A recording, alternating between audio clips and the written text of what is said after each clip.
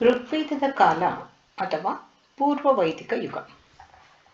ವೇದಗಳ ಕಾಲವನ್ನು ನಿರ್ಧರಿಸುವಲ್ಲಿ ಒಮ್ಮತ ಅಭಿಪ್ರಾಯಗಳು ಮೂಡದೆ ಚರ್ಚಾಸ್ಪದವಾಗಿಯೇ ಉಳಿದಿದೆ.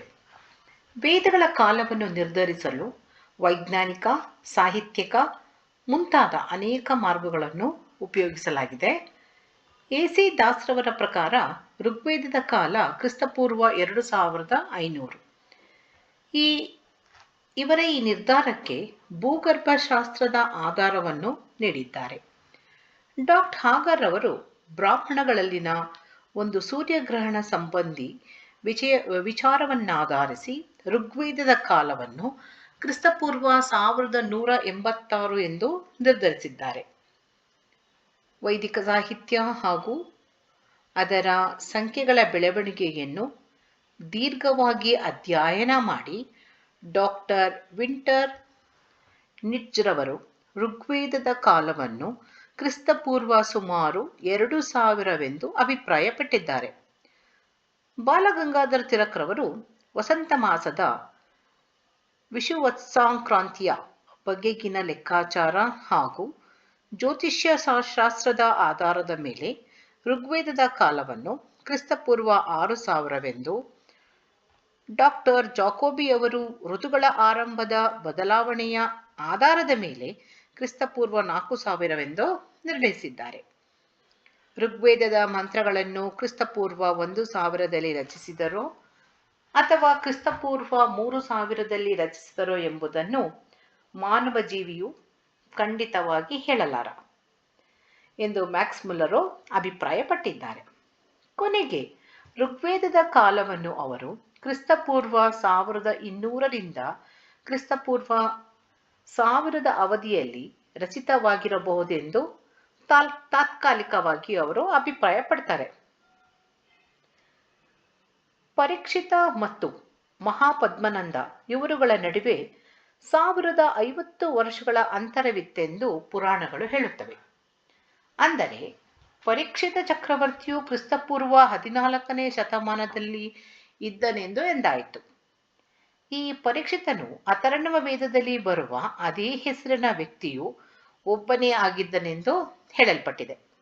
ಆದ್ದರಿಂದ ಋಗ್ವೇದವನ್ನು ಕ್ರಿಸ್ತಪೂರ್ವ 2000 ಮಹಾಕಾವ್ಯಗಳನ್ನು ಕ್ರಿಸ್ತಪೂರ್ವ 1000 ರಚಿಸಲಾಗಿರಬಹುದು ಅಂತ ಸತ್ಯನಾಥ ಅಯ್ಯರ್ ಅವರು ಅಭಿಪ್ರಾಯಪಟ್ಟಿದ್ದಾರೆ. ಸತ್ಯನಾಥ ಅಯ್ಯರ್ ಅವರು ಈ ರೀತಿಯಾಗಿ ಅಭಿಪ್ರಾಯ ವ್ಯಕ್ತಪಡಿಸಿದ್ದಾರೆ.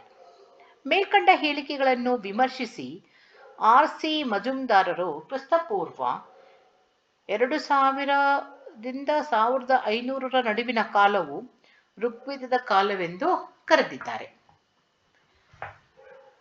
ಆರ್ಯ ಸಂಸ್ಕೃತಿ ಎಂದು ನಂಬಲಾಗಿರುವ ನಿವೇಶನಗಳು ಗಂಗಾ ಕಣಿವೆಯ ಪಶ್ಚಿಮಾರ್ಧದಲ್ಲಿ ಮತ್ತು ಅಂತ್ರೆಜ್ಜಿ ಕೇರಾದಲ್ಲಿನ ವಸ್ತುವಿನ ಕಾರ್ಬನ್ 14ರ ಪರೀಕ್ಷೆಯು ವೇದಗಳ ಕಾಲವನ್ನು ಕ್ರಿಸ್ತಪೂರ್ವ 1100 1500 ಎಂದು ನಿರ್ಧರಿಸಿದೆ. ಇತ್ತೀಚೆಗೆ ಸಂಶೋಧಿತಗೊಂಡ ಭಗವಾನ್ ಪುರಾಣ, ಹರಿಯಾಣ ಮತ್ತು ಪಂಜಾಬ್ನಲ್ಲಿನ 3 ನಿವೇಶನಗಳು ಋಗ್ವೇದದ ಕಾಲವನ್ನು ಪ್ರತಿನಿಧಿಸುತ್ತವೆ ಹಾಗೂ ಅವುಗಳ ಕಾಲವನ್ನು ಕ್ರಿಸ್ತಪೂರ್ವ 1600 ಅಥವಾ ಕ್ರಿಸ್ತಪೂರ್ವ 1600 1000 ವಿದ್ವಾಂಸರು ನಿರ್ಧರಿಸಿದ್ದಾರೆ.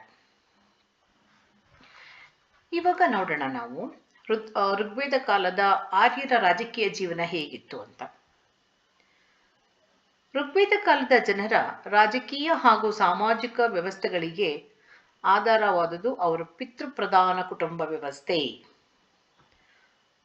ಕುಟುಂಬವನ್ನು ಕುಲವೆಂದು ಕರೆಯುತ್ತಿದ್ದರು. ಕುಟುಂಬಕ್ಕಿಂತ ಹಿರಿಯ ಘಟಕಗಳನ್ನು ಕ್ರಮವಾಗಿ ಗ್ರಾಮ, ವಿಶ್ ಮತ್ತು ಜನ ಎನ್ನುತ್ತಿದ್ದರು. ಋಗ್ವೇದದ ಕೆಲವು ಅಮೂಲ್ಯ ಭಾಗಗಳಲ್ಲಿ ಜನಸಂಘಟನೆಗಳ ಬಗ್ಗೆ ಉಲ್ಲೇಖನವಿದೆ. ಗ್ರಾಮ, ವಿಶ್ ಮತ್ತು ಜನ ಇವುಗಳ ನಡುವಣ ನಿರ್ದಿಷ್ಟ ಸಂಬಂಧವೇನೆಂಬುದು ಎಲ್ಲಿಯೂ ವಿವರಿಸಿಲ್ಲ. ಆದರೂ ಪರಸ್ಪರ ಸಂಬಂಧವುಳ್ಳ ಕುಟುಂಬಗಳ ಸಮೂಹಕ್ಕೆ ಗ್ರಾಮವೆಂದು, ಹಲವಾರು ಗ್ರಾಮಗಳು ಕೂಡಿದ ಒಂದು ಗುಂಪಿಗೆ ವಿಶ್ ಎಂದು, ಮತ್ತು ಇದಕ್ಕೂ ದೊಡ್ಡದಾದ ಸಮುದಾಯಕ್ಕೆ ಜನ ಎಂದು ಆ ಕಾಲದಲ್ಲಿ ಕರೆಯುತ್ತಿದ್ದರು. ವೇದ ಕಾಲದ ಆರ್ಯನ್ನರ ಭೂಭಾಗವು ಅನೇಕ ಚಿಕ್ಕ ಬುಡಕಟ್ಟು ಗುಂಪುಗಳಾಗಿ ವಿಭಜಿತವಾಗಿತ್ತು. ಪ್ರತಿಯೊಂದು ಬುಡಕಟ್ಟು ಪ್ರದೇಶಕ್ಕೂ ಒಬ್ಬೊಬ್ಬ ನಾಯಕನಿರುತ್ತಿದ್ದ. ಅಕ್ಕಪಕ್ಕದ ಬುಡಕಟ್ಟುಗಳು ಸದಾಕಾಲ ಯುದ್ಧದಲ್ಲಿ ನಿರತವಾಗಿದ್ದವು. ವೈದಿಕ ಕಾಲದಲ್ಲಿ ಅನೇಕ ರಾಜಪ್ರಭುತ್ವವಿಲ್ಲದ ಪ್ರದೇಶಗಳಿದ್ದವು.